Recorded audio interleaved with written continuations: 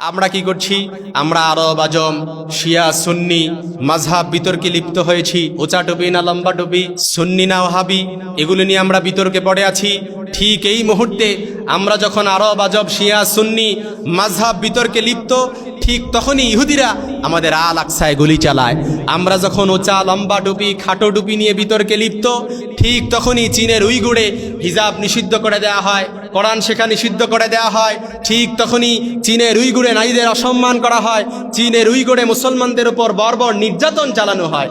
আমরা যখন সুন্নি আর ওয়াহাবি তর্কে লিপ্ত হয়ে আসি, ঠিক তখনই আমাদের পাশের দেশ ভারতের গুজরাটে দাঙ্গা চলে, দিল্লিতে দাঙ্গা চলে, আমাদের মুসলমানদের বয়কটের ডাক চলে।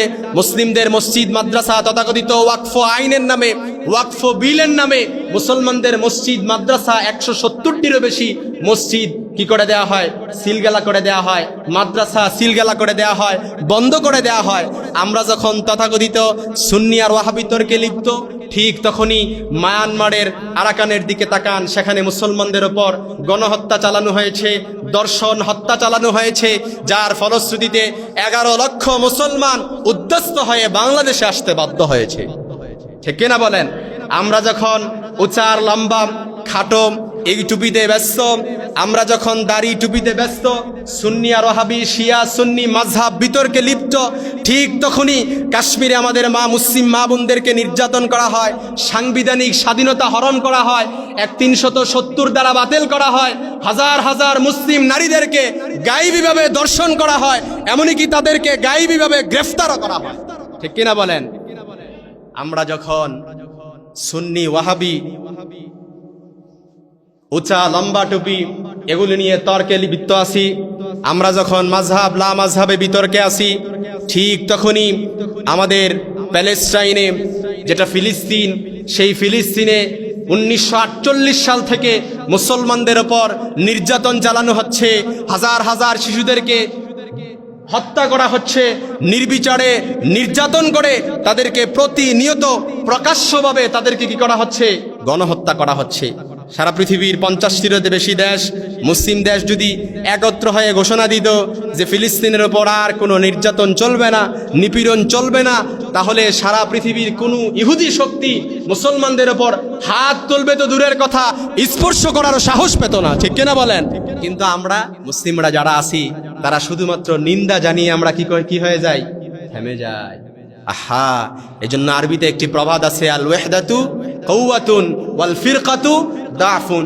যদি ঐক্য হয় তাহলে এটা শক্তিতে পরিণত হয়, আর যদি বিভেদ হয় তাহলে সেটা কি হয়ে যায়? দুর্বলতায় পরিণত হয়ে যায়। United we stand, divide we fall. যদি তুমি ঐক্য হয়ে যাও তাহলে সেটা শক্তিতে পরিণত হবে, আর যদি বিভেদ হও তাহলে সেটা দুর্বলে পরিণত হয়ে যাবে। ঠিক কিনা বলেন? এজন্য আমরা যতক্ষণ না পর্যন্ত আপনি মনে করবেন আমি বাংলাদেশে বসে আছি, আমি আদনা মুসলমান, আমি কি করব? না, আপনি মনে করবেন আমি তো কিছুই না, আমি একজন মুসলমান, আমি দিন আনে দিনে খাই, নুন আনতে পান্তা ফোড়ায়, আমার দ্বারা কতটুকুই হবে, আমি কি? না, আপনি অনেক কিছু। আপনি কিছুই না, এটা আপনাকে শয়তান বুঝায়। আপনি কিছুই না, এটা আপনাকে কে বুঝায়? শয়তান বুঝায়। আপনি অনেক কিছুই।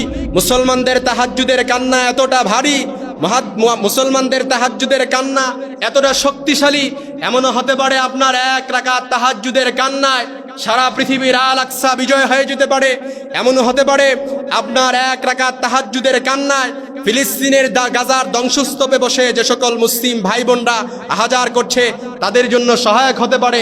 এমনও হতে পারে আপনার 1 টাকার দান ফিলিস্তিনের মুসলমানদের, গাজার মুসলমানদের, রাফার মুসলমানদের জন্য এক বেলার আহারে সহায়ক হয়ে যেতে পারে। ঠিক কিনা বলেন?